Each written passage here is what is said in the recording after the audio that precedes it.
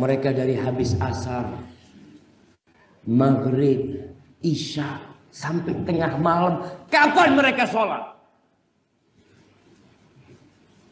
Kapan mereka diingatkan kepada Allah Jalla Jalaluhu? Nggak ada. Pulang subuh. Kalau mereka mengatakan, Ustaz, setelah anak ikut konser musik, alhamdulillah anak bisa sholat subuh tepat waktu. Di masjid lagi. Zuhur di masjid. Wah, perlu dipelajari nih.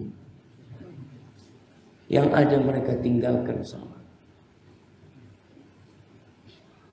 Rombongan nonton bola, supporter. Anak kadang kala bertanya, kapan mereka sholatnya?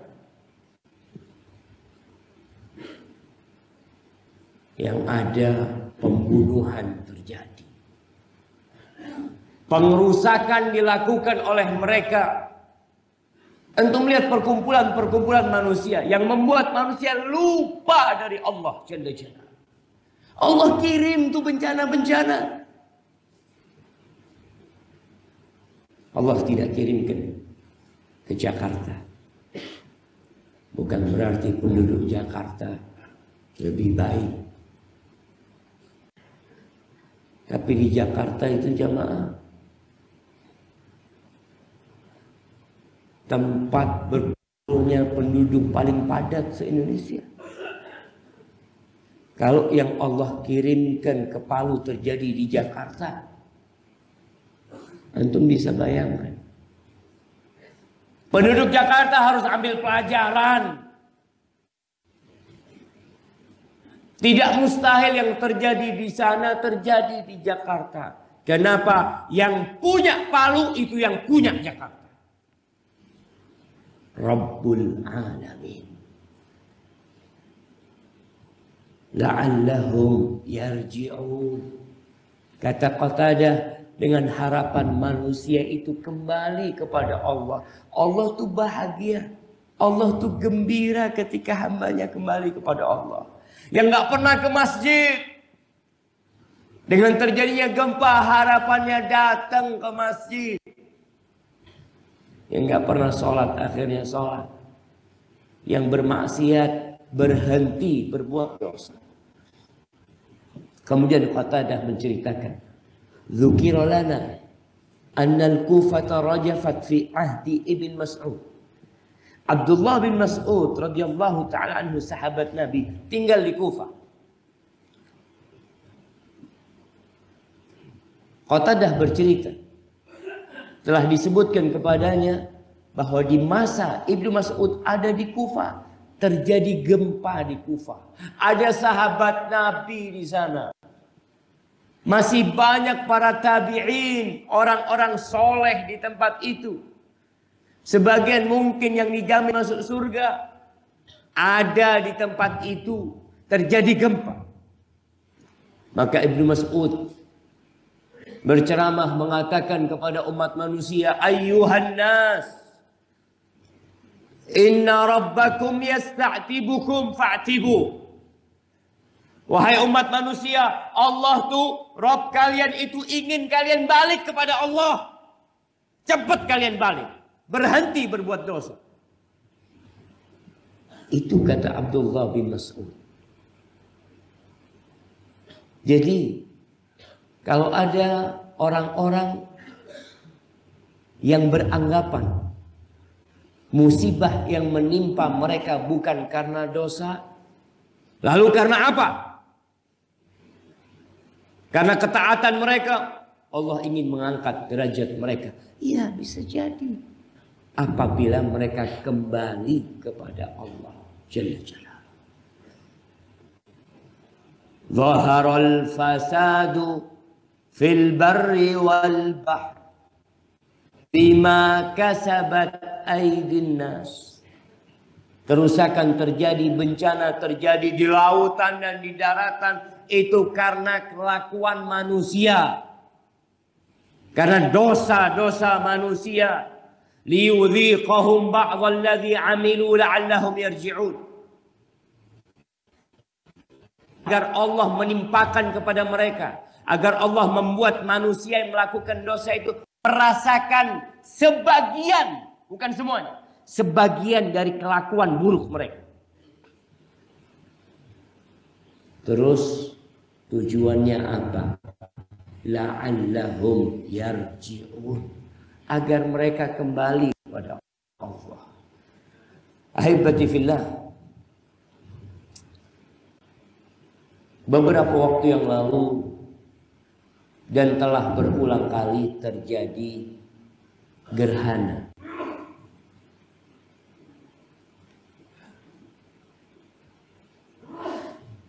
Pemberitaan di media ketika terjadi gerhana agar orang-orang nonton gerhana.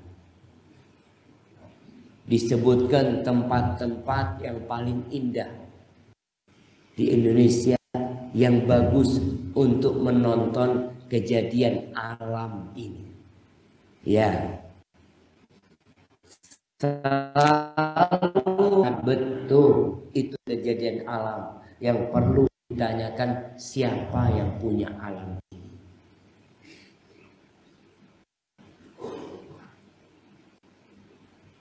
Rasul sallallahu alaihi wasallam ketika terjadi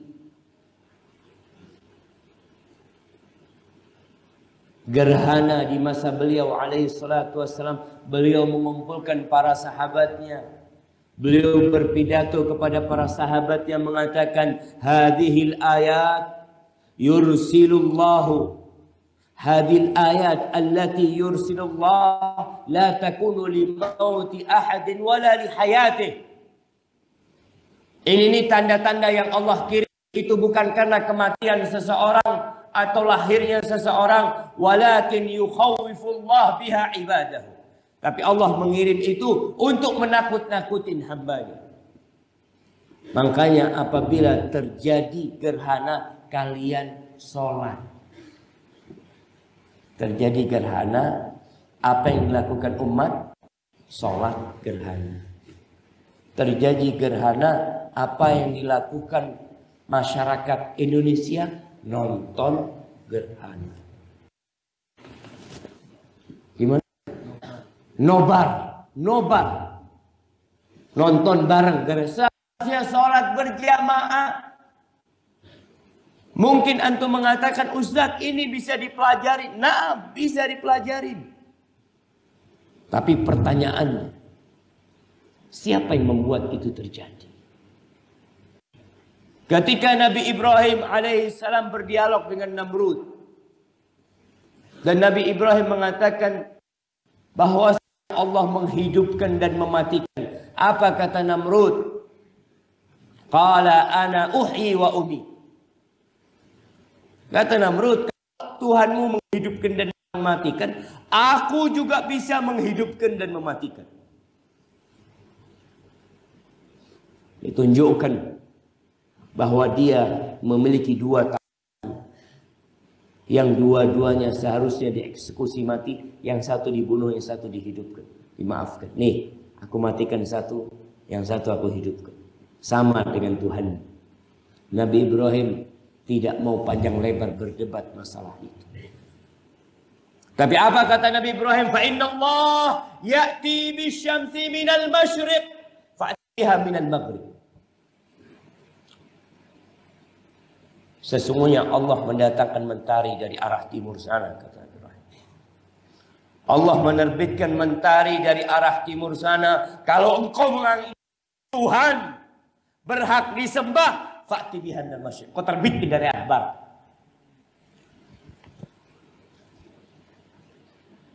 Jadi yang bilang bahwasanya gerhana itu kejadian alam biasa ini itu.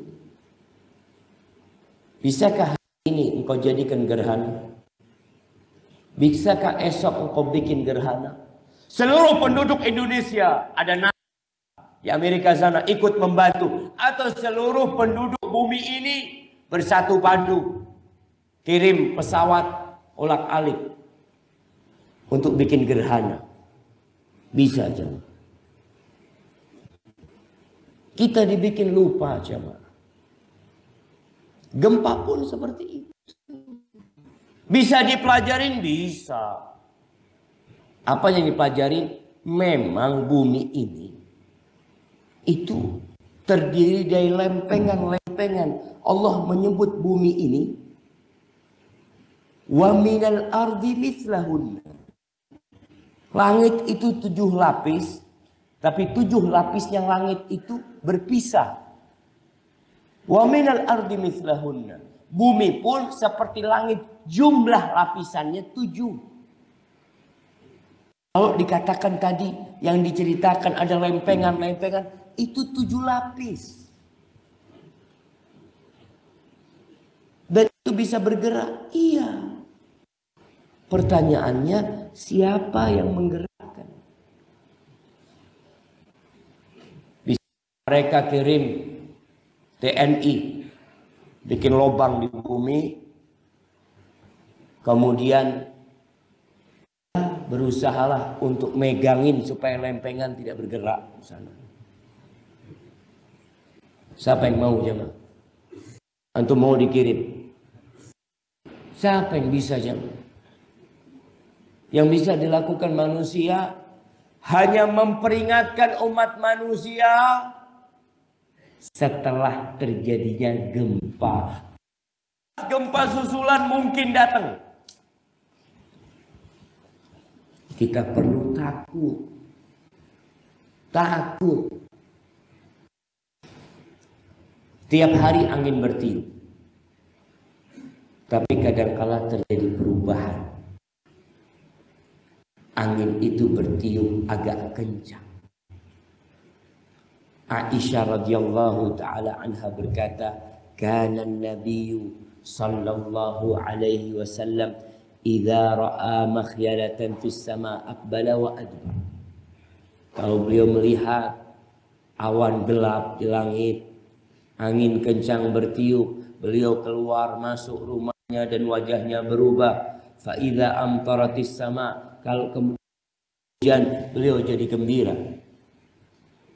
Lalu Aisyah bertanya kepada Nabi SAW, kenapa Nabi engkau takut? Kok berubah wajah? Ada angin seperti itu, ada awan gelap seperti itu. Lalu beliau mengatakan, wa ma adri la'allahu kama qala qaum 'ad. Siapa yang tahu? Bisa jadi itu awan seperti yang pernah dikatakan oleh kaumnya Nabi Hud, kaum 'ad. Ketika mereka melihat awan datang, kata mereka, falamma ra'ahu 'aridan mustaqbila awdiyatihim qalu hadza 'aridun mumtiruna. Ketika kaum 'ad melihat awan, kata mereka, "Oh, akan ada hujan buat kita." Kata Allah, itu azab angin dan azab buat kalian. Siapa yang tahu jemaah? Nggak ada yang tahu. Maka jemaah, Rasulullah SAW menyebutkan peristiwa-peristiwa yang terdahulu. Pernah terjadi ini, pernah terjadi ini. Supaya kita itu takut. Dan antum bisa bayangkan bagaimana takutnya manusia ketika terjadi gempa. Cuma gempa ini gak dibikin percobaan. Ayo kita bikin gempa. Gak bisa. Kalau di masjid ini, di Bandar Lampung ini, kira-kira siapa yang akan tinggal di masjid ini? Semua akan berebut lari meninggalkan masjid ini. Takut, ya memang perlu takut. Kalau antum berdiri, enggak, anak enggak takut sama gempa. Seharusnya antum takut. Karena Allah kirim memang untuk menakut-nakuti antum. Enggak, anak kebal. Kalau kejatuhan enggak apa-apa. Na'udzubillah. Lari. Dan antum mungkin enggak merasakan. Anda berangkat ke Lombok. Anda datang malam hari. dijamu oleh pengasuh pesantren itu di masjid. Masjidnya besar sekali. Ada berapa meter yang itu yang dikasih karpet atau enggak, atau yang dipisahkan. Sisanya penuh dengan debu. Ana tanya, Ustaz, kenapa masjidnya berdebu? Apa kata Ustaz itu? Sudah sebulan kita nggak sholat di masjid ini.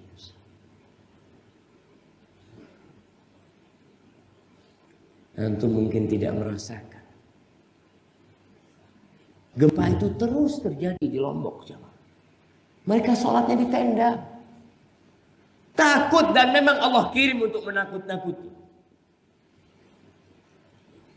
Sebelum maghrib, Ana berjalan naik mobil, menyelusuri tempat-tempat yang hancur itu. Ana sampai ke kota Mataram. Kota Mataram alhamdulillah tidak terlalu parah. Kota Mataram, bangunan yang hancur sedikit. Ana jalan, orang-orang punya masjid bagus-bagus, tapi sholat di pelataran masjid. Allah kirimkan itu untuk menakut-nakuti. Wallahi jamaah, ketika gempa terjadi, mereka akan gendong anaknya. Mereka akan berlari pinggir jalan. Ada yang mengungsi. Kenapa banyak penduduk Palu yang berebut naik pesawat? Rebutan mereka naik pesawat. Bahkan pesawat itu disandra sama mereka. Karena mereka ingin meninggalkan Palu. Takut itu kembali. Ribuan manusia hilang dari muka bumi. Jangankan jasad mereka, rumah mereka nggak ada. Jemaah, gempa yang terjadi itu bisa jadi karena murka Allah kepada orang-orang kafir atau kepada pelaku-pelaku dosa. Kalau kita lihat sepanjang sejarah, ada dua macam bencana yang terjadi. Satu, bencana yang menghilangkan umat itu sehingga tidak tersisa satupun dari mereka. Seperti kaumnya Nabi Saleh hilang. Kaumnya Nabi Hud habis. Kaumnya Nabi Nuh ditenggelamkan. Kaumnya Nabi Lut, Allah mengatakan faja'alna 'aliyaha safilah. Bukan gempa yang dibikin buat kaumnya Nabi Lut, tapi atasnya ditaruh di bawah. Dibalik jemaah.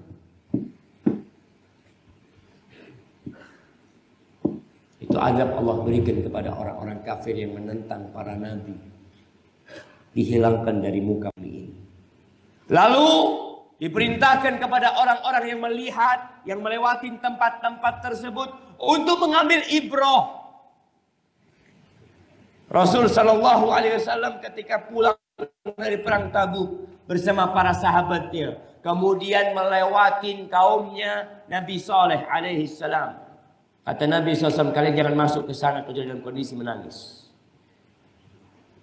Sekarang tempat-tempat seperti itu menjadi destinasi wisata.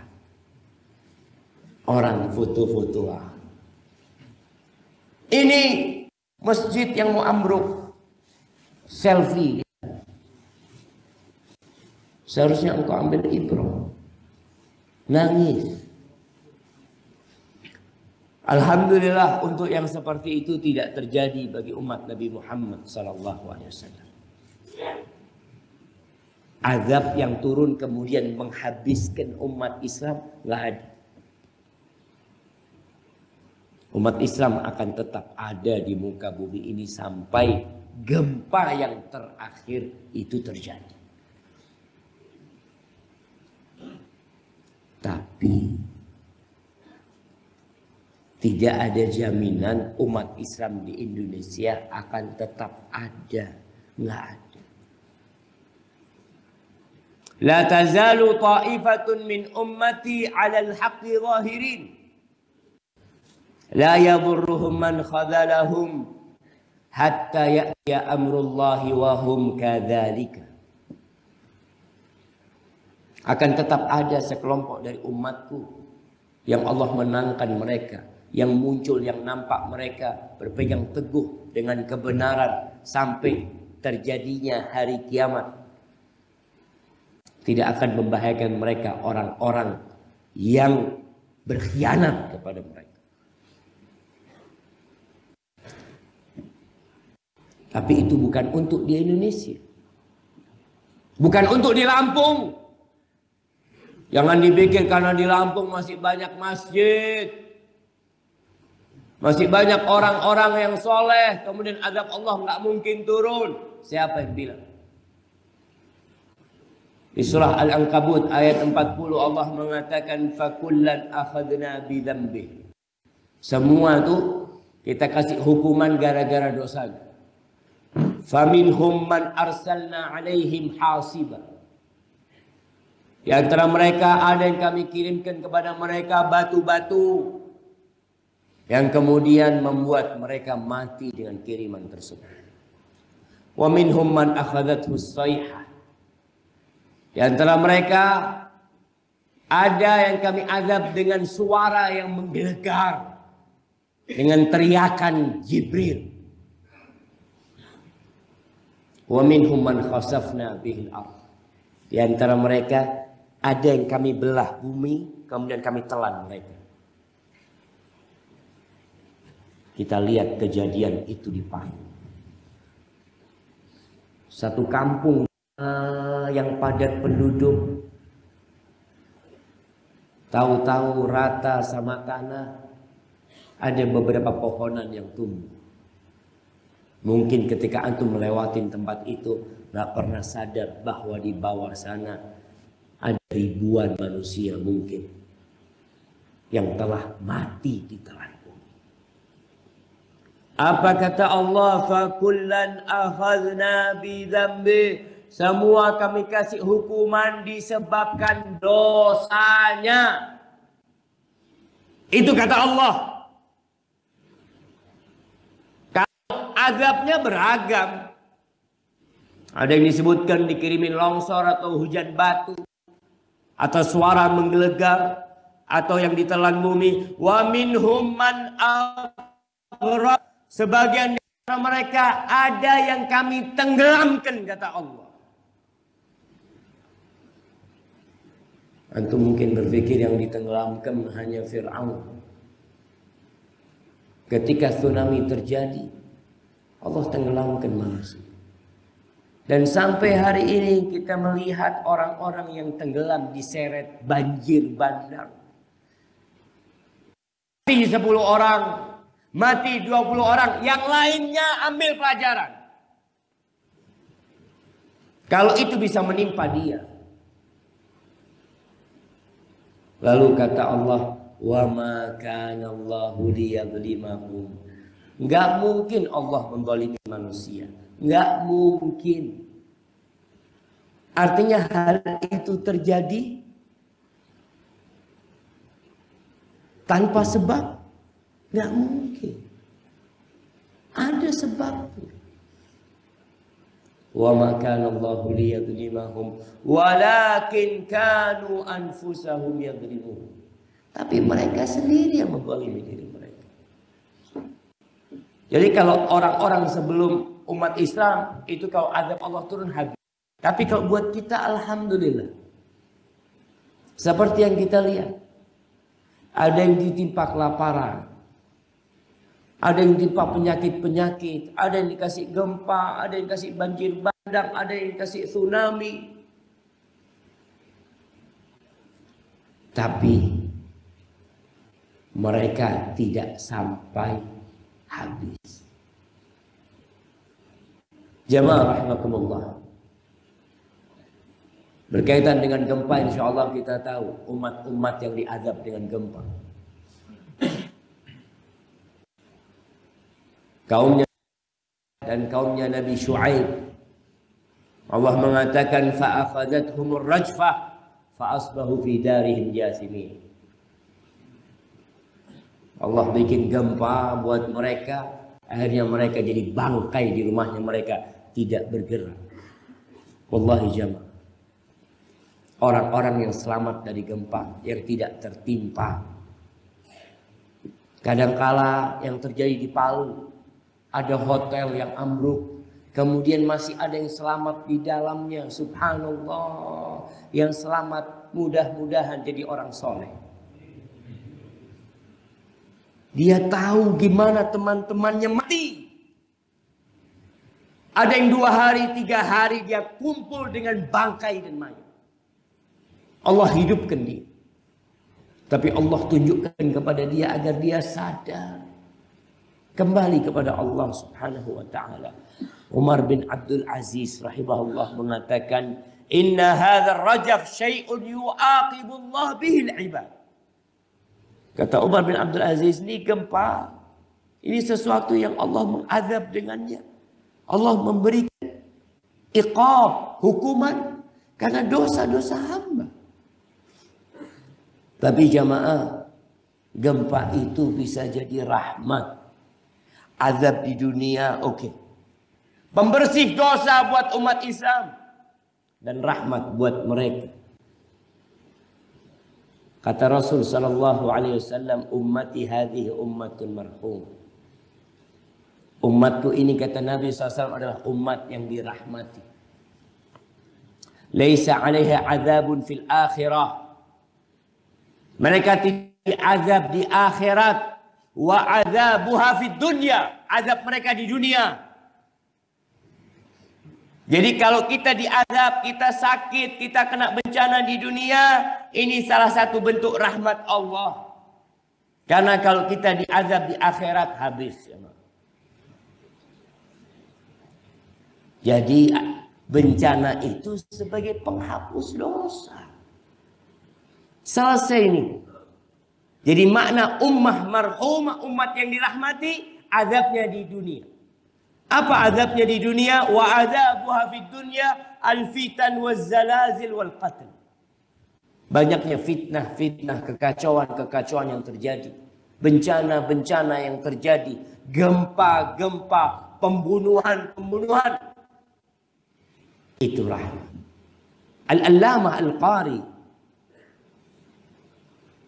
mengatakan bal ghalibun annahum majziyuna bi a'malihim fid dunya bil mihan. Secara umum, kebanyakan di antara mereka itu dibalas karena perbuatan mereka. Karena dosa-dosa mereka dengan apa? Ya dengan petaka-petaka, dengan penyakit-penyakit, dengan balak-balak yang beragam. Kama hukkiqa. Sebagaimana Allah sudah menyebutkan dalam firman-Nya di surah An-Nisa ayat 123, man ya'mal su'an zabi. Barang berbuat dosa pasti dibalas. Pasti dibalas. Lalu antum merasa aman. Ada yang nggak punya dosa? Ada yang sok suci.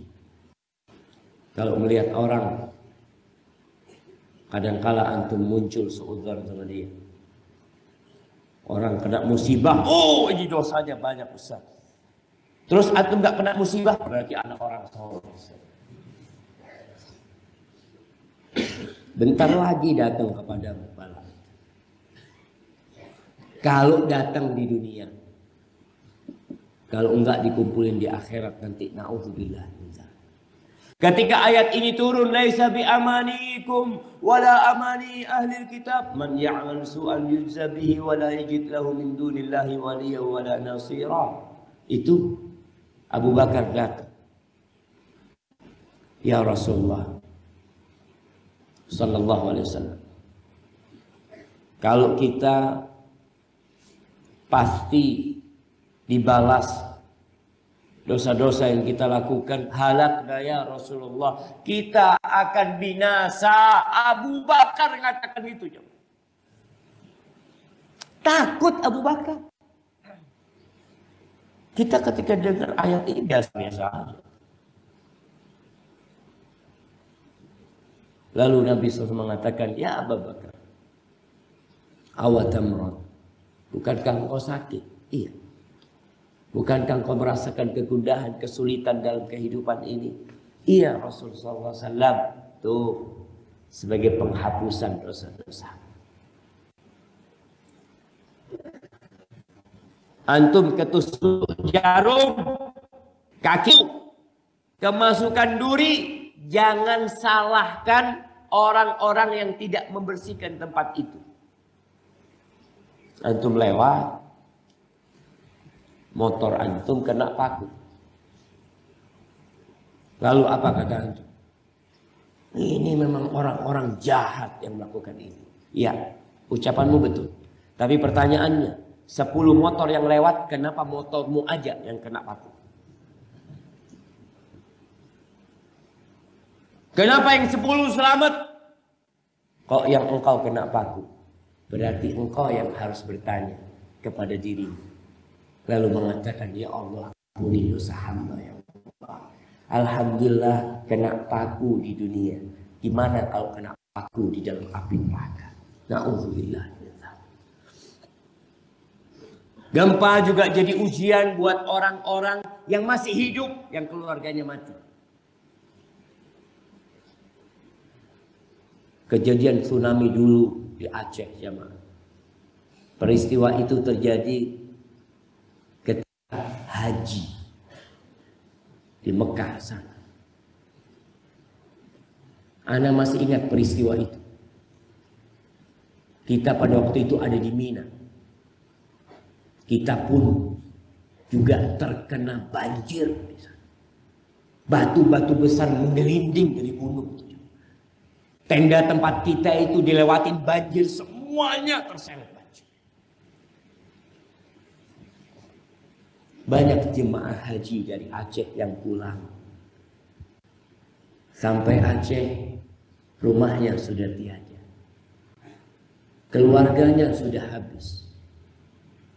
Bagi mereka yang masih hidup, maka ujian, sabar atau tidak.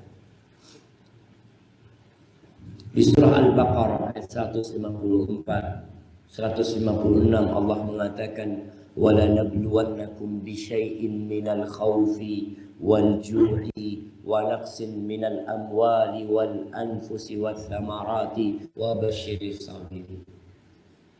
Kata Allah, kami benar-benar akan memberikan bala.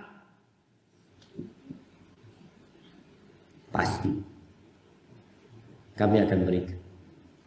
Bentuknya apa? Ya, rasa takut. Ada orang yang ketakutan. Setelah peristiwa gempa, orang jadi takut tinggal dalam rumah. Mereka mulai berpikir, ternyata enakan zaman dulu ya.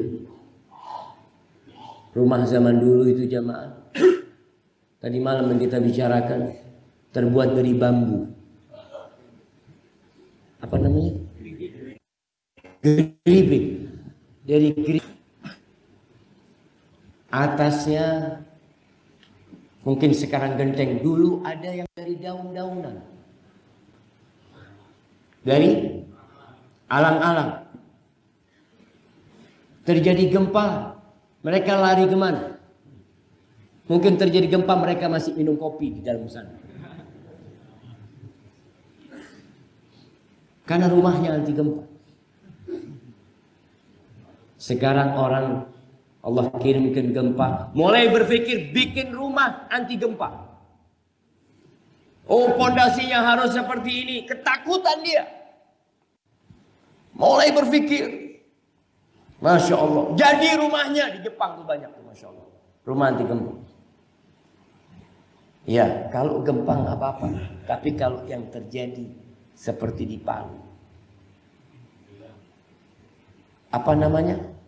istilah yang likuifasi. Betul namanya. Likuifasi. Apa kira-kira berguna pancang-pancang yang kuat itu? Tenggelam jemaah. Allah uji kita dengan rasa takut. Takut dengan masa depan. Jemaah, kemarin kita ngobrol dengan orang-orang yang mau pensiun. Ana Ustaz mau pensiun 5 tahun gitu, ngaji insyaallah. Ana ngomong sama dia, antum siap-siap. Siap-siap apa Ustaz? Pensiun itu sebenarnya diberhentikan antum. Antum di PHK. Betul nggak jemaah? Pensiun itu diberhentikan. Padahal dia masih kuat, ana masih kuat, ana masih ingin kerja. Nggak boleh. Berhenti udah. Makanya banyak orang pensiun itu stres. Ana pernah disuruh ngisi kajian khusus buat pegawai negeri yang apa istilahnya purna, bukan purnawirawan, purna kerja. Setahun sebelum itu sudah mulai nih, nggak dikasih job udah, tapi masih bisa datang ke kantor, datang mau nggak datang bebas sudah. Kenapa? Karena mau dipecat tentu. Tapi bahasanya pensiun. Sama di PHK mereka. Tapi kan dikasih kasih pensiunan. Iya, tapi kan diberhentikan. Takut dia. Mau nggak mau dia harus cari pekerjaan lainnya. Sampai ada seorang wanita tanya sama anak di Australia, Ustaz, anak ini punya suami Ustaz, baru 2 pekan pensiun Ustaz. Dia kerjanya di tempat lain, sekarang sudah balik ke rumah Ustaz. Kerjanya tiap hari kepingin ditemenin ngobrol terus Ustaz. Dari pagi anak sampai nggak bisa masak Ustaz. Nanti zuhur mau makan nggak ada makanan di rumah. Kenapa dia lakukan itu? Dia sedang kehilangan sesuatu. Istrinya dia jadikan tempat pelarian. Maka ingat, Allah pasti menguji kalian. Sedikit rasa takut. Walju, kelaparan. Kalau sekarang mungkin banyak yang gak kelaparan, tapi ada manusia-manusia jemaah. Wa naqsin minal amwal, kekurangan harta, bangkrut, tokonya terbakar, kapal yang digunakan untuk mengirim barang tenggelam, wal anfus, kekurangan orang-orang yang dia cintai, anaknya mati, istrinya mati, ibunya mati, kakeknya mati, dia masih hidup. Kadangkala orang seperti ini berharap mati sama mereka. Tapi itu ujian. Ujiannya engkau sabar atau tidak. Oke, yang terkena gempa sudah mati. Tapi antum yang hidup diuji. Wassamarat, kekurangan buah-buahan. Berapa banyak orang yang subhanallah ditunggu. Itu kebun dia. Dilihat sudah, ya Allah, alhamdulillah ya Allah. Atau mungkin kekurangan pertanian mereka. Berapa banyak orang yang menanam bawang. Dia tunggu tinggal berapa hari lagi panen. Insya Allah Pak Ustadz, 2 pekan lagi panen. Insya Allah. Sebelum 2 pekan Allah kirimkan hujan deras. Itu bawang merah membusuk.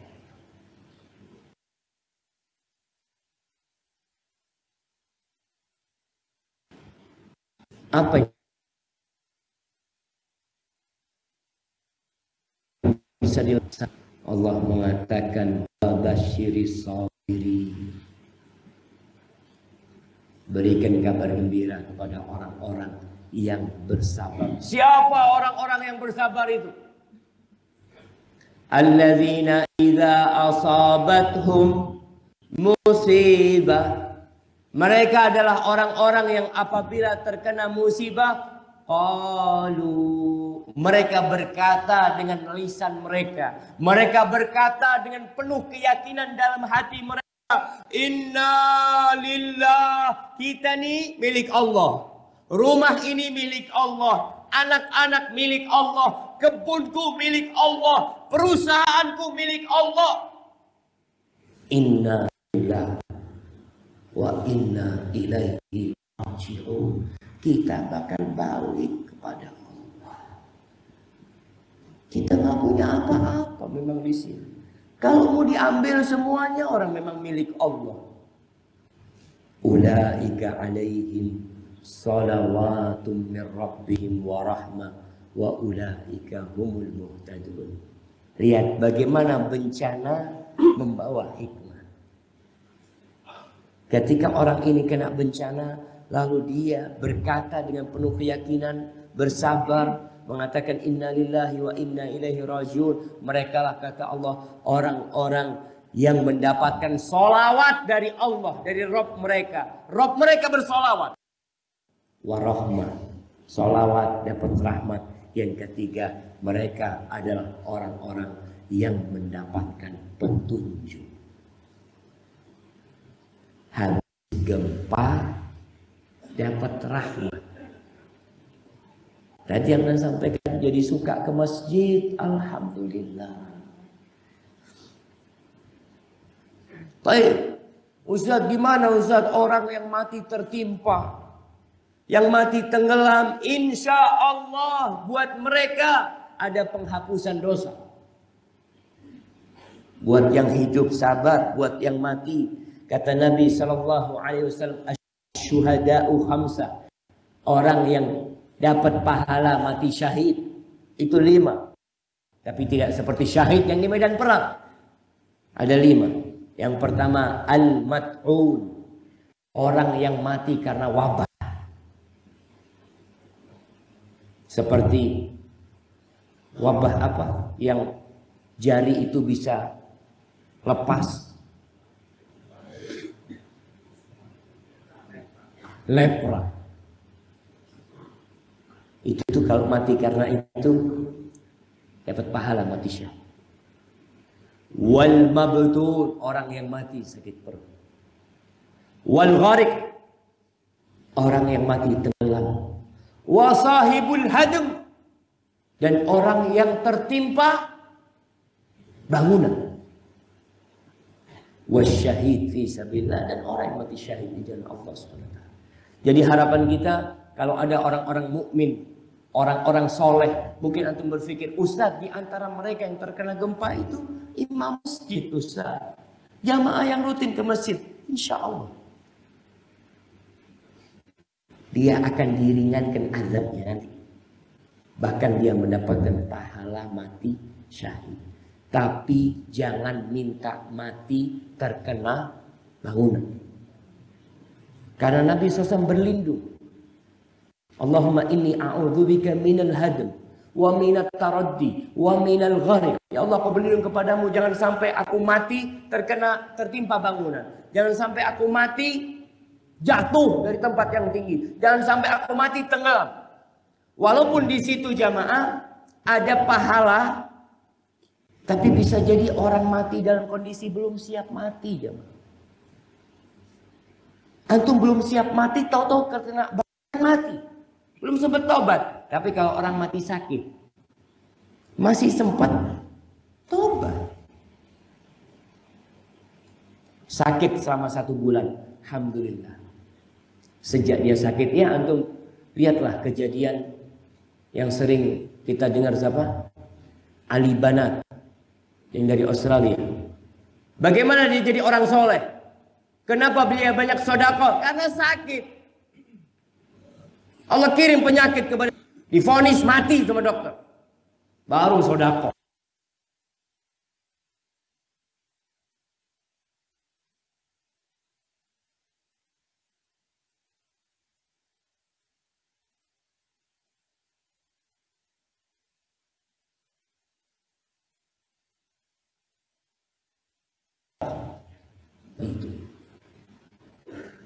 Berlindung dari mati terkena sengatan dan yang lain. Jamaah rahimakumullah, Gempa yang terjadi mengingatkan kita dengan gempa pada hari kiamat. Allah mengatakan, inna zalzalatas sa'ati syai'un 'adzim. Gempa pada hari kiamat itu sesuatu yang dahsyat sekali. Nggak ada apa-apanya yang sekarang jamaah.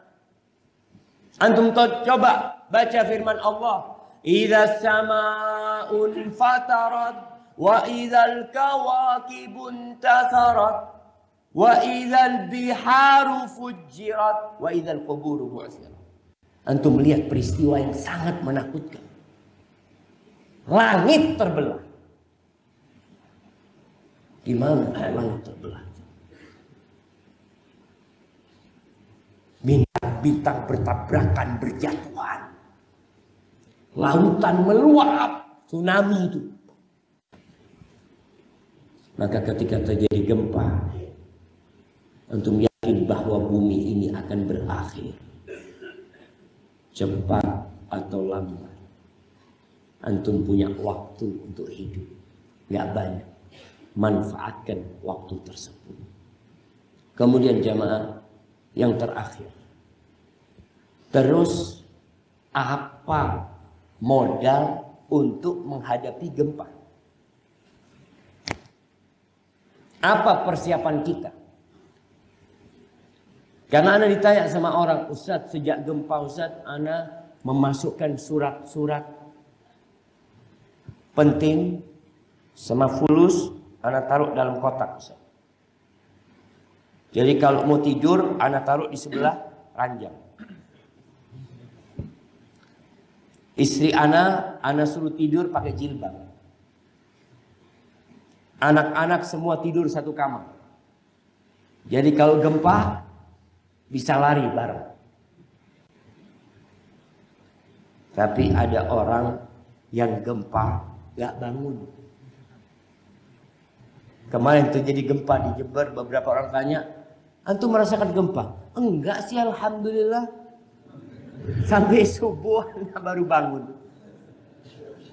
Alhamdulillah gempanya tidak menimbulkan kehancuran. Bukan itu persiapan menghadapi gempa. Karena terus terang, kembali kepada media.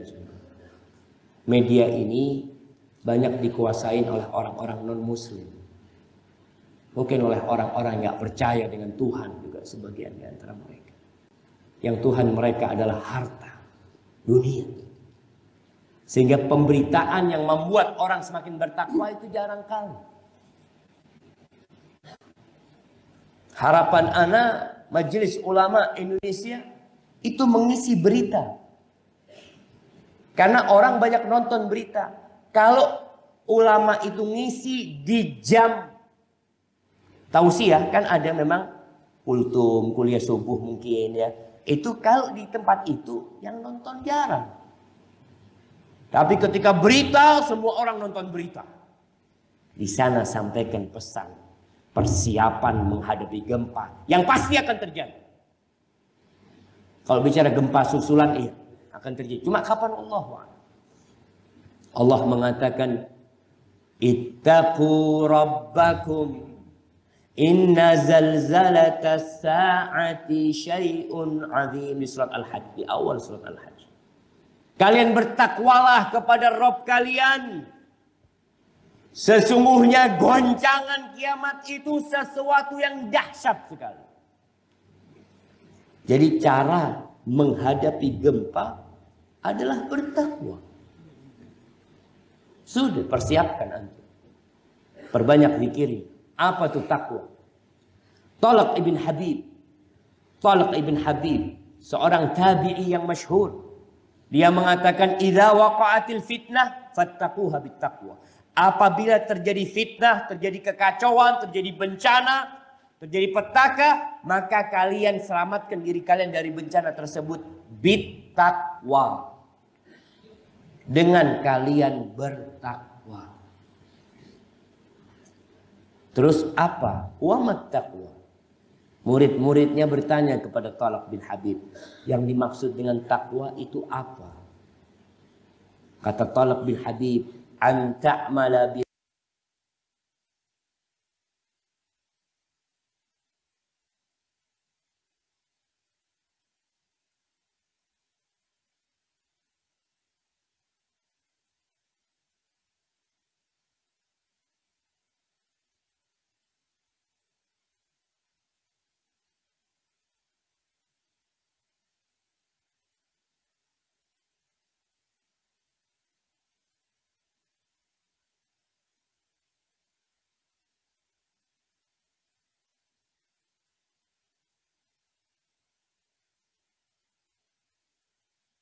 ta'akan ketaatan kepada Allah di atas cahaya Allah sesuai dengan syariat Allah, sesuai dengan sunnah Nabi SAW. Tarju thawab Allah, ikhlas, mengharapkan pahala dari Allah. Wa antatruka maksiat Allah, engkau meninggalkan kemaksiatan kepada Allah ala nurin min Allah, dengan cahaya dari Allah. Gimana kita akan meninggalkan kemaksiatan jamaah? Kalau kita nggak pernah belajar mana yang namanya maksiat. Makanya antum bisa lihat di negeri kita ini sebuah kemaksiatan yang merajalela, yang dianggap biasa oleh umat manusia. Satu yang anda lihat, riba. Itu dianggap biasa oleh kebanyakan masyarakat. Mereka melakukan riba, dianggap biasa. Kenapa nggak punya cahaya dari Allah? Baca tuh ayat-ayat Allah, baca tuh Quran. Banyak orang hatam Al-Quran 7 kali, 10 kali, tapi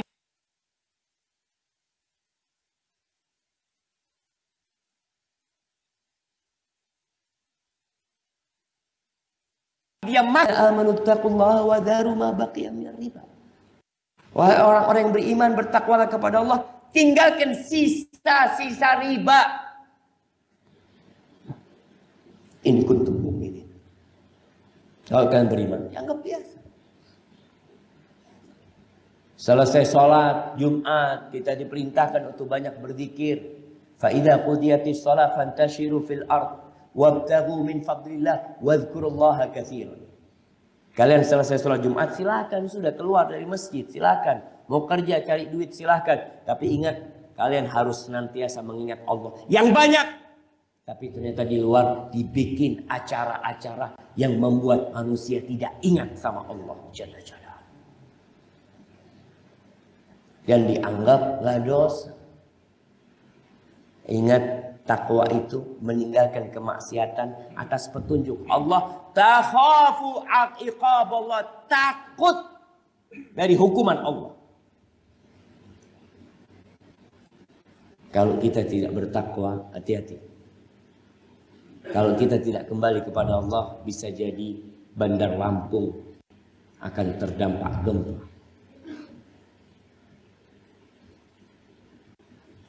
Zainab binti Jahsh pernah bertanya kepada Nabi SAW. Ya Rasulullah, anahliku wa fina salihun. Apakah mungkin kita binasa? Sedangkan di antara kita banyak orang soleh. Apa kata Nabi SAW? Na'am. Idza kathurul khabath. Iya. Apabila banyak kemungkaran terjadi, maka semuanya bisa terkena azab satu kampung, satu kota, satu negeri. Antum bisa bayangkan perang Uhud tahun ketiga Hijriah. Rasulullah SAW menghadapi 3.000 pasukan dengan 700 pasukan beliau. Allah menangkan di awal. Pada awal peperangan Nabi SAW letakkan 50 orang pemanah di atas bukit, mengatakan kepada mereka, menang atau kalah kalian tetap di sini. Sampai kalau kalian melihat kepala kami dimakan oleh burung-burung pemakan bangkai, kalian gak usah turun. Ketika peperangan bermula, Allah berikan kemenangan kepada umat Islam. Beberapa orang yang ada di atas, ingat, beberapa orang yang ada di atas bukit, mereka mengatakan, kita ngapain di atas bukit ini? Jagain punggungnya umat Islam. Bukit itu disebut dengan bukit pemanah. Kata mereka, kita ngapain di sini? Kita udah menang tuh, kita bantuin umat Islam. Kata Jubair, Abdullah bin Jubair, komandan yang mengatakan, ingat pesan Nabi SAW, kalah menang tetap di sini. Akhirnya 35 orang, mungkin yang turun beberapa orang dulu, menyusul selanjutnya sampai 35 orang turun. Ketika itu Khalid bin Walid menyerang dari belakang, terbunuh 70 dari para sahabat, terbunuh Hamzah, terbunuh Mus'ab bin Umair. Bahkan Nabi kita Muhammad SAW terluka, darah itu mengucur di wajahnya, gigi beliau patah sallallahu alaihi wasallam. Jemaah, di sana ada Nabi SAW, di sana ada Abu Bakar Siddiq, di sana ada Umar bin Khattab, di sana ada Utsman bin Affan, di sana ada Ali bin Abi Thalib, di sana ada Abdurrahman bin Auf, ada Talha bin Ubaidillah, Abu Ubaidah, Amir bin Jarrah, Sa'id bin Zaid. Sahabat-sahabat yang dijamin masuk surga. Tapi ternyata Allah berikan kekalahan kepada mereka. Jadi azab buat mereka. Lalu kita merasa aman. Bahwasanya azab Allah tidak akan menimpa lampung. Kita harus menghadapi kemungkinan-kemungkinan yang terjadi dengan bertakwa kepada Allah. Banyak-banyak istighfar. Hadza wallahu a'lam bishawab. Itu yang bisa saya sampaikan pada kesempatan kali ini. Nah, ada pertanyaan?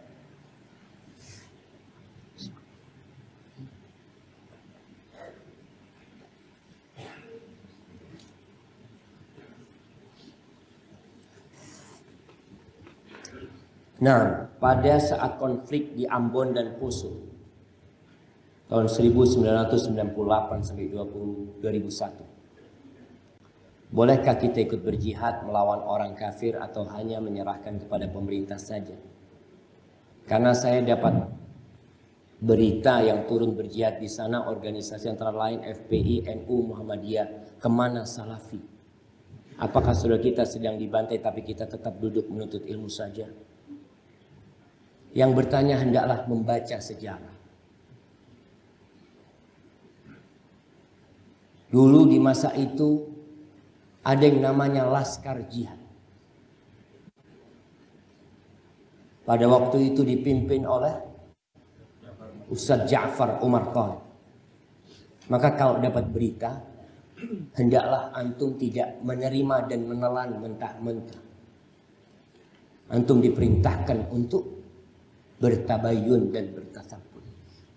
Apalagi berita dari orang yang tidak jelas. Allah mengatakan, ya ayyuhalladzina amanu in ja'akum fasiqun binaba'in fatabayyanu an tusibu qauman bijahalatin fatusbihu ala ma fa'altum nadimin. Maka buat yang bertanya, silahkan baca beritanya, dicari tahu apa yang terjadi di Ambon, apa yang terjadi di Poso, bagaimana peran umat Islam. Karena ingat, umat Islam ini dari berbagai ormas, dari berbagai kelompok, selama mereka bertauhid kepada Allah, mengikuti sunnah Nabi SAW dan tidak melakukan kesyirikan, maka kita bersaudara. Ingat, kita ini bersaudara. Bukan berarti ketika bicara saudara, kita itu tidak menegur saudara kita yang salah. Bukan. Saudara kita yang salah, antum tegur kesalahannya, antum luruskan dia. Bukan dikatakan, oh antum memecah belah umat. Bukan. Kita menjaga persaudaraan kita. Karena di antara hak saudara kita, apabila dia minta nasihat, kita harus kasih nasihat. Perkara mau nerima nasihat atau tidak, ya bukan urusan kita. Maka tolong antum baca sejarah, cari tahu sejarah.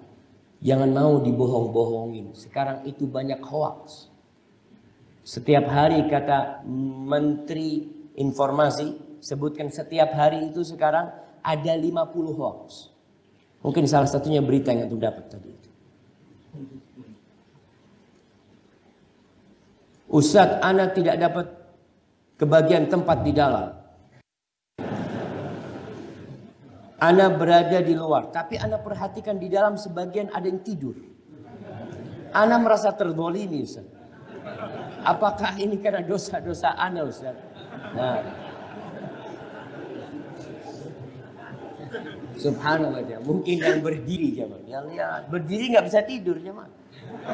Kalau dia mungkin masuk ke dalam, duduk di tempat yang tidur juga.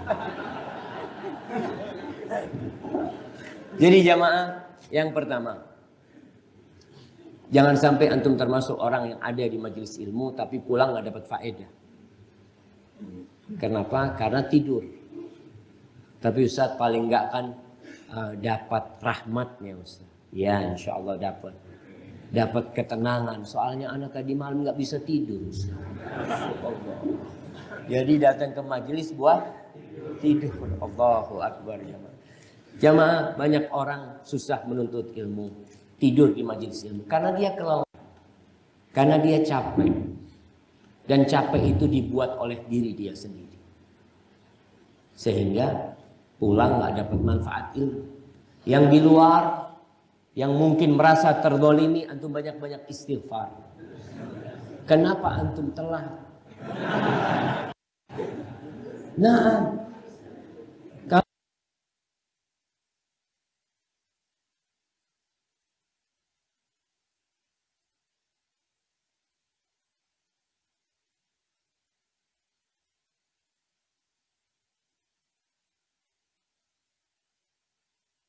kalau antum nggak telat, mungkin jangan dikasih makan waktu kajian.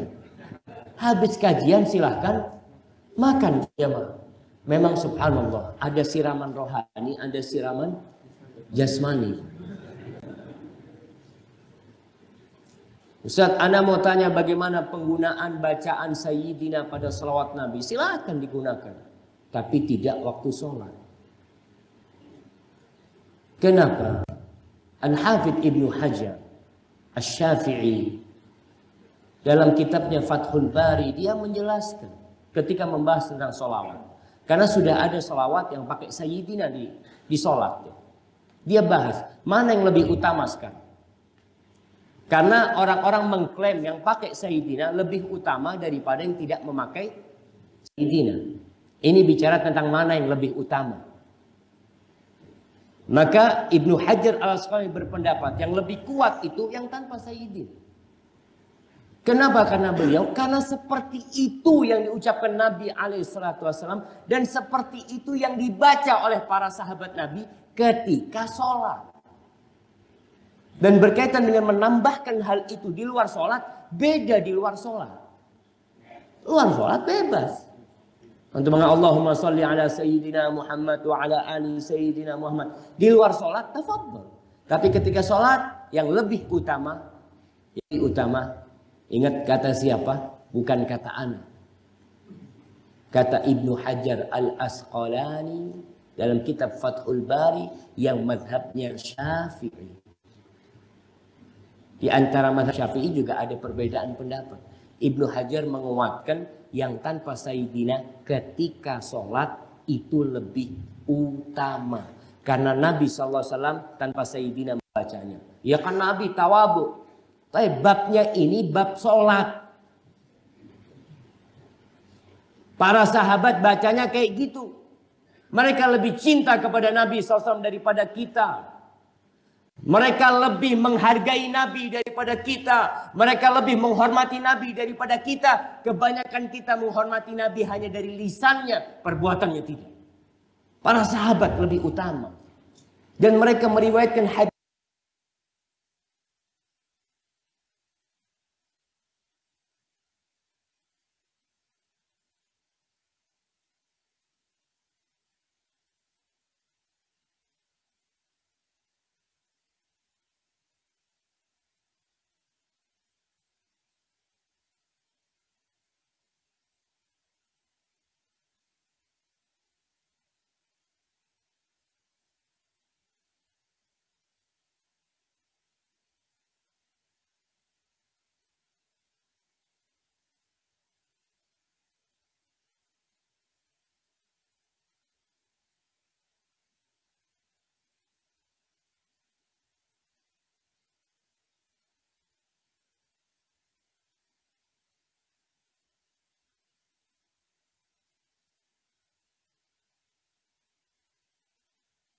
Tidak apa-apa.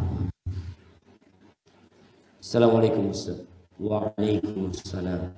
Apa hukumnya bersikap apatis terhadap orang lain? Dikarenakan sering dikecewakan orang. Saya bersikap tidak mau terlalu baik sama orang lain lagi. Karena secara prinsip saya tidak mau diganggu dan tidak mau mengganggu. Apakah saya berdosa karena sikap itu? Jamaah, tatkala ada keburukan yang menimpa kita, yang suka menyalahkan orang lain, jangan suka mencari kambing hitam. Allah mengatakan ma asabaka min hasanatin faminallah.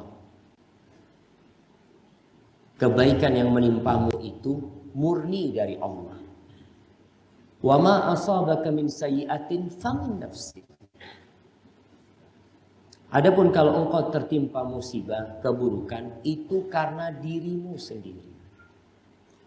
Ingat, kalau kita tertimpa musibah, jangan menyalahkan orang. Kita salahkan diri kita.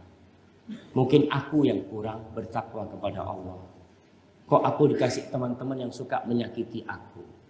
Mungkin aku pernah menyakitin orang. Karena sebagian orang ini menyakiti orang lain tapi gak sadar. Dia merasa anak ini orang baik sekampung, Ustaz. Paling baik sekampung. Tanyakan kepada siapa? Kenapa teman-teman menjauhi? Itulah mereka orang-orang jahat, Ustaz. Berarti antum yang gak benar.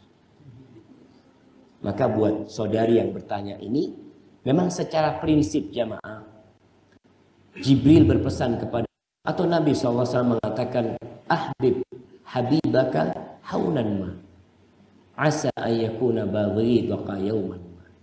Cintailah saudaramu itu sekedarnya. Bisa jadi nanti akan jadi musuh. Sekarang kita cinta kepada dia, tapi suatu saat dia melakukan dosa besar. Karena kita cinta, kita tetap cinta sama dia. Padahal kita harusnya benci. Seharusnya dia jadi musuh. Jadi sekedarnya saja, nggak boleh berlebih-lebihan. Jadi ketika orang prinsipnya itu, anak akan berbuat baik kepada orang. Yang baik anak cintain, yang buruk anak akan luruskan, yang salah anak akan perbaikin, akan anak benarkan. Jadi sikapnya itu mencintai sekedarnya saja. Dan kemudian kita harus pilih teman, harus pintar-pintar juga melihat orang. Karena sebagian di antara kita ini jemaah, ada yang memang cari kesalahan orang. Dan nasihat anak kepada perempuan ini, berdoalah seperti doanya Nabi Daud.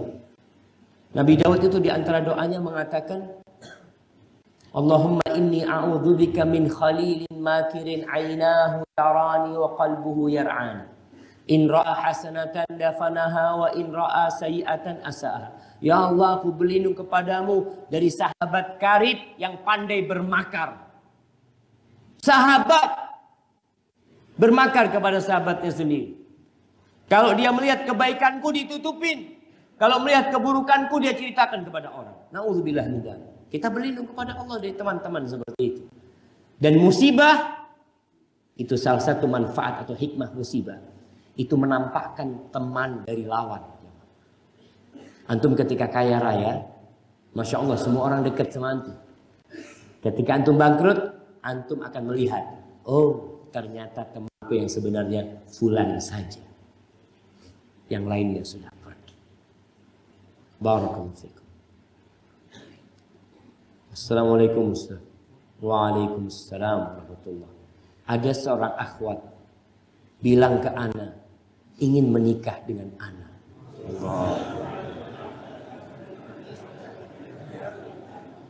Karena akhwat tersebut takut ana direbut. Ini lagi rebutan sama siapa? Takut direbut, namun akhwat tersebut menyuruh ana menunggu dia sampai selesai kuliah. Bagaimana menyikapinya, Ustaz? Kuliah ini tidak bertentangan dengan menikah. Jadi jangan sampai antum menunda pernikahan karena disebabkan kuliah saja.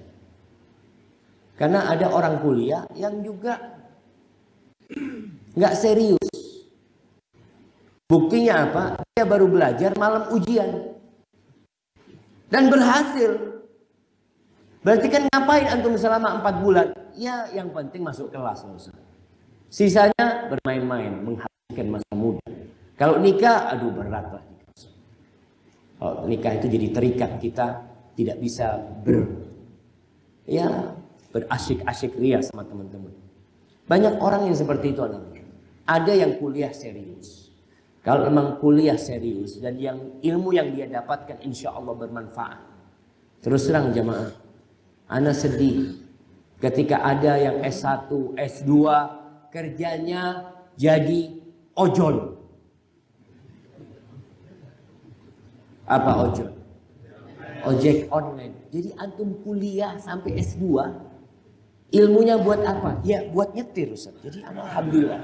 Selama itu anak sekarang bisa ngerem, bisa Ustaz, alhamdulillah. Nggak perlu kuliah antum tuh jadi ojol.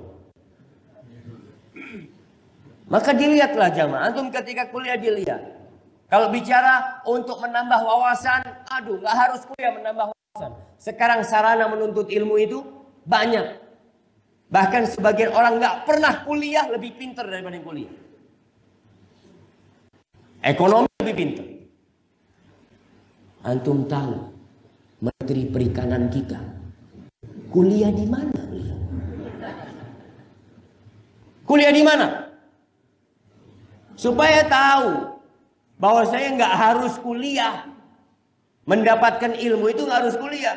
Kuliah itu dapat apa? Dapat ijazah. Ijazah buat apa? Buat ngelamar kerja. Karena syarat untuk menjadi penjaga toko itu ijazah. Betul nggak? Tapi di Jember Masya Allah, ada seorang ikhwan kita, dia punya perumahan yang banyak sekali.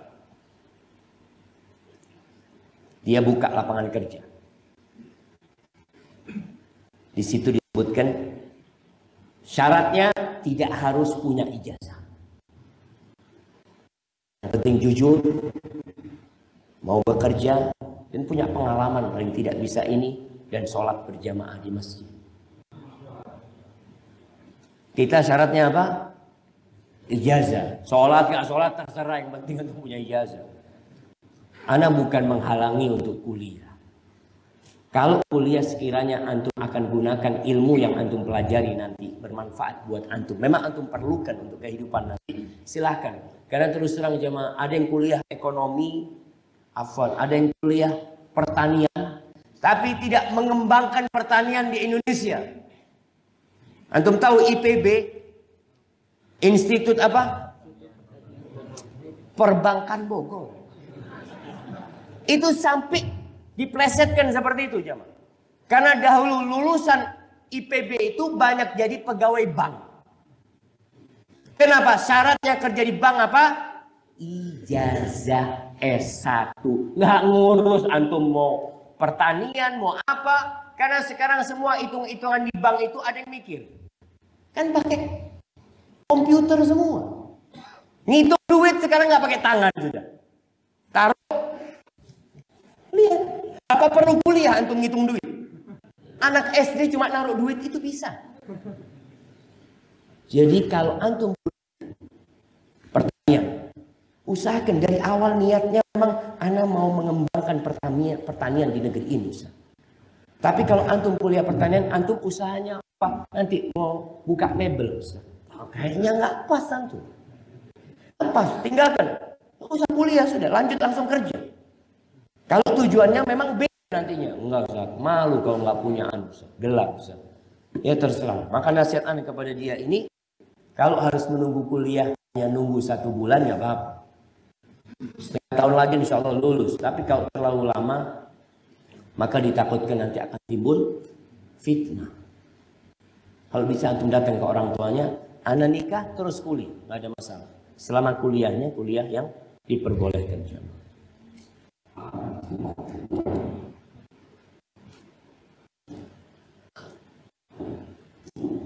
Gimana hukumnya baca Al-Quran di tempat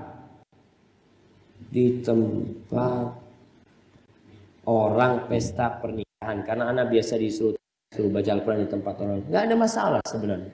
Hanya memang jamaah itu tidak masuk susunan acara pernikahan. Karena yang anak takutkan memang ada orang berpikiran kalau menikah itu harus ada Quran, harus ada ini, ada itu.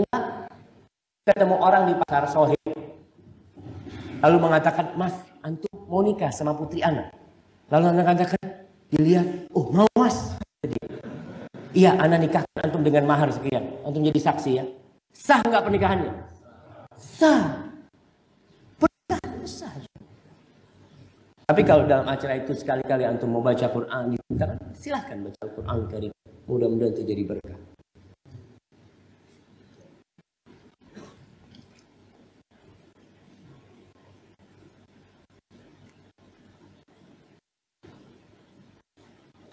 Nah, Ustaz, saya mau bertanya, apakah ketika Rasul SAW mengijazahkan kepada para sahabat dan para sahabat demikian sampai sekarang? Mohon pencerahan Ustaz tentang kata ijazah itu. Jamaah, kata ijazah ini sebenarnya lebih banyak disebutkan dalam kitab-kitab hadis. Jadi ketika mereka meriwayatkan hadis, ada syekh yang memiliki buku memberi kepada orang itu, aku ijazahkan engkau untuk meriwayatkan hadis ini dari aku. Jadi ijazah itu artinya memberikan izin buat dia untuk meriwayatkan itu hadis. Karena kita itu milik itu syekh. Karena dahulu nggak bisa jamaah. Antum dapat buku tahu-tahu dulu ya, nemu buku di jalan, hadis lalu antum meriwayatkan. Padahal antum nggak dapat izin dari syekh untuk meriwayatkan, bisa jadi salah-salah nanti antum meriwayatkan. Maka itu disebut wijadah. Orang menemukan buku, boleh nggak dia meriwayatkan? Apakah diterima periwayat dia? Adapun Rasul sallallahu alaihi wasallam ketika beliau bersabda, para sahabat menyimak dan langsung meriwayatkan kepada yang lain. Karena sejatinya Nabi sallallahu alaihi wasallam sudah memberikan ijazah kepada para sahabat yang mengatakan, "Balighu anni walau ayah." Sampaikan dari aku walaupun satu ayat, sampaikan. Jadi itulah yang tadi disampaikan. Dan sekarang ini subhanallah, buku-buku itu sudah ditahqiq, sudah diteliti kebenarannya, sudah diperbandingkan isinya dengan buku-buku yang lainnya, kemudian muncul kitab Sahihul Bukhari. Kita sekarang tidak meriwayatkannya, tapi kita membacakannya. Imam Bukhari, ana beli bukunya, ana bacakan. Rawahul Bukhari, diriwayatkan oleh Imam Bukhari. Ana hanya membacakannya. Apakah Imam Bukhari memberikan izin? Sudah dia berikan izin kepada ulama-ulama yang selanjutnya sampai akhirnya buku itu tercetak dan kita bisa membacanya. Baik.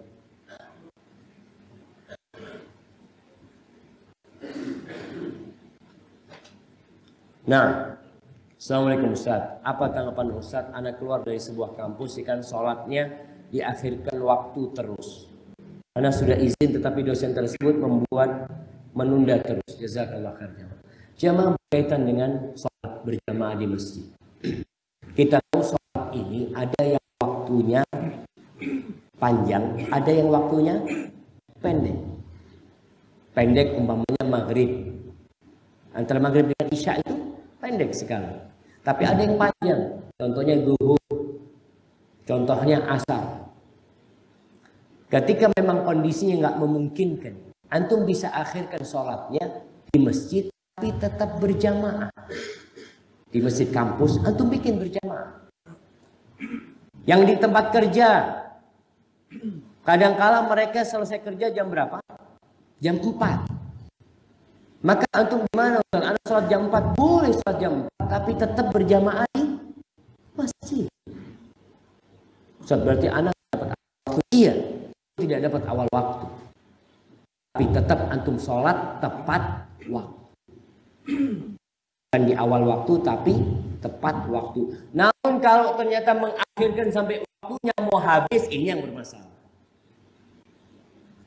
Maka silahkan, artinya ketika memang di kelas itu dosennya umpamanya, kita di kampus kita di Jember itu sholat zuhur kita bikin jam 12.35 menit.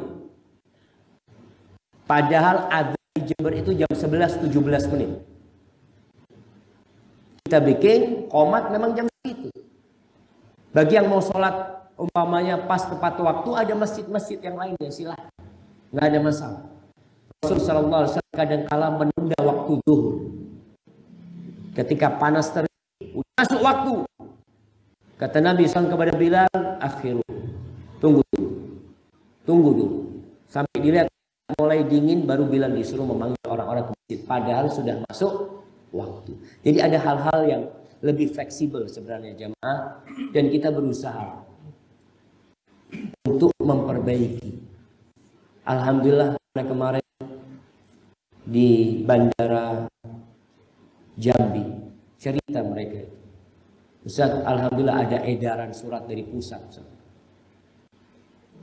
kepada yang bekerja di bandara, bahwasanya waktu sholat semua harus ke masjid, kecuali yang kerjaannya operasional, dia hendaklah bergantian. Tapi kalau yang di kantor duduk hendaklah sholat di masjid berjamaah. Ada edaran seperti itu. Artinya insya Allah Anda lihat negeri kita semakin tahun semakin baik, semakin banyak orang-orang soleh, semakin banyak aturan-aturan yang memberikan ya kenyamanan kepada umat Islam. Kayaknya itu menjadi pertanyaan terakhir jamaah. Hadza wallahu a'lam bishawab. Apabila yang Anda sampaikan benar, itu dari Allah Jalla Jalaluh. Kalau ada yang salah dan kurang berkenan, itu dari diri Anda pribadi. Allah dan Rasulnya terbebaskan dari kesalahan itu. Subhanakallahumma wa bihamdika asyhadu an la ilaha illa anta astaghfiruka wa atubu ilaik. Assalamualaikum warahmatullahi wabarakatuh.